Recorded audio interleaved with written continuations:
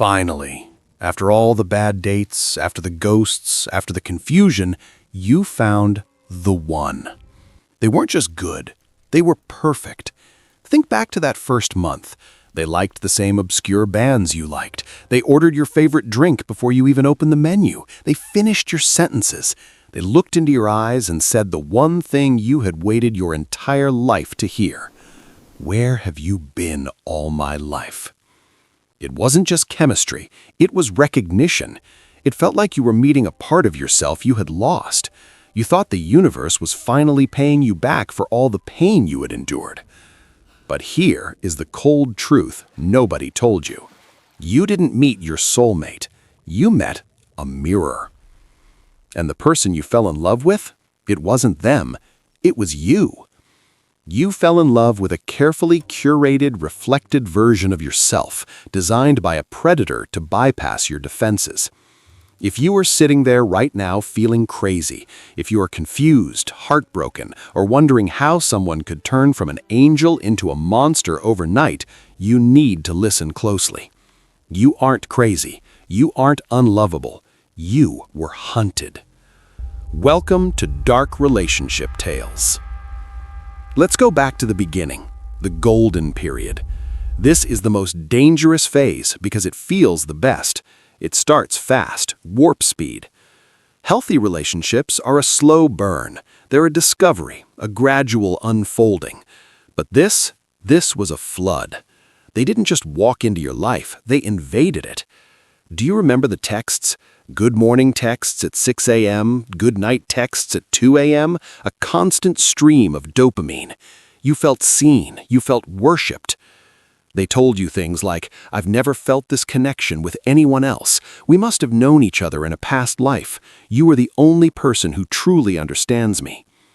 This is not romance. This is a psychological weapon called love bombing. They were bombarding you with affection, gifts, and attention. But why? Imagine a drug dealer giving you the first hit for free. They aren't doing it because they like you. They're doing it to create a dependency. They needed to hook you. They needed to get your brain addicted to the chemicals, the oxytocin and dopamine that they controlled. They were conditioning you like a lab rat. They taught you that they were the source of all your happiness, and once you believed that, they had you. But how did they know exactly what to say? How did they know exactly what you needed? Because you told them. During those long late-night conversations, do you remember opening up? You told them about your childhood. You told them about your ex who cheated. You told them about your insecurities. You thought you were building intimacy. You thought, I can trust them with my secrets. You were wrong.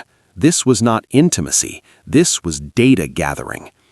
While you were falling in love, they were taking notes. They were studying you. They were looking for your voids. Did you have a father who was emotionally distant? Perfect. They would become the warm, protective father figure. Did you have an ex who made you feel stupid? Perfect. They would treat you like a genius.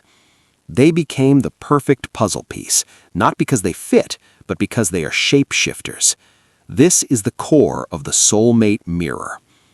Narcissists and sociopaths often lack a strong core identity. They're empty inside, a void. To survive socially, they mimic the people around them. They mirrored your values. You love hiking? Suddenly they're an outdoorsman. You're religious? Suddenly they're spiritual. You value loyalty above all else. They look you in the eye and promise they would never leave. Sadly, they showed you a reflection of your own best self. And of course, you fell in love with it. Who wouldn't fall in love with their own ideal reflection? But a reflection has no depth. It's just light bouncing off a surface. Then the mask slipped. It usually happens once they know they have you secure. Maybe you moved in together. Maybe you got married. Maybe you just got emotionally hooked enough that you stopped seeing your friends. The shift is usually subtle at first. A joke that didn't feel like a joke, a comment about your weight, a text left on read for 6 hours. When you asked them about it, what happened? Did they apologize? No. They looked at you with cold, dead eyes and said, "You're being too sensitive. I never said that. You're crazy." that this moment your reality fractured. Suddenly, the soulmate was gone. In their place was a stranger, someone cold, someone critical, someone who seemed to hate you. You panicked. You thought, what did I do? How do I get the nice version of them back? You tried harder. You cooked their favorite meals. You dressed better. You apologized for things you didn't do.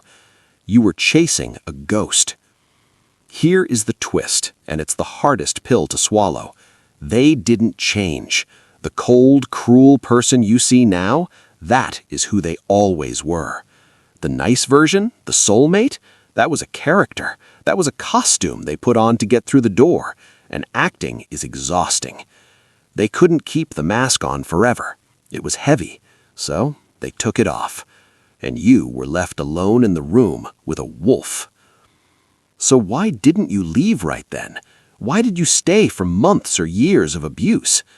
Because of a concept called intermittent reinforcement. If a slot machine gave you money every single time you pulled the lever, you'd get bored. If it never gave you money, you'd walk away. But what keeps you playing? The fact that it pays out sometimes, randomly. The narcissist knows this. If they were mean 100% of the time, you'd leave. So they sprinkle in crumbs of the old them. Suddenly, on a random Tuesday, they're nice again. They buy you flowers. They smile that smile. They mirror you again. And your brain floods with relief. You think, oh, thank God, they're back. We can fix this. You cling to that moment. You endure weeks of hell just waiting for that one day of sunshine. You became addicted to the potential of who they could be, rather than the reality of who they were. They kept you starving, so that even a crumb looked like a feast. So, how do you break the spell? How do you heal from falling in love with a mirror? First, you must accept the death of the fantasy. You have to mourn them as if they died, because the person you loved never actually existed. They were a hologram, a projection. You have to stop looking for answers from them. They will never say, I'm sorry I manipulated you. They will rewrite history. They will tell everyone you were the crazy one. They will play the victim. Let them. Your silence is your weapon.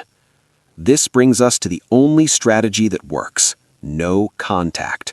You cannot be friends with a mirror. You cannot co-parent peacefully with a void unless you use strict boundaries. You have to cut the supply. Block the number, delete the photos, throw away the gifts. Every time you look at them, you're looking for a reflection that isn't there anymore. Here's the good news. The qualities you loved in them, the kindness, the humor, the empathy, the depth, those were never theirs. They were yours. You were reflecting your light back to you. You are the one with the empathy. You are the one with the depth. You are the one capable of real love. They were just the thief, but they couldn't steal the source. You still have it. If you recognize your story in these words, I want you to know you survived. You walked through fire and you are still standing. The mirror is shattered, and that's a good thing, because now, for the first time in a long time, you can look at the real world. We're building a community here for the survivors, the ones who see in the dark. If this video spoke to you, do not leave without subscribing to Dark Relationship Tales. We're going to dismantle every trick, every lie, and every tactic they use. Next time, we'll explore the starvation diet, why they pull away the moment you feel safe. You are not alone anymore. I'll see you in the dark.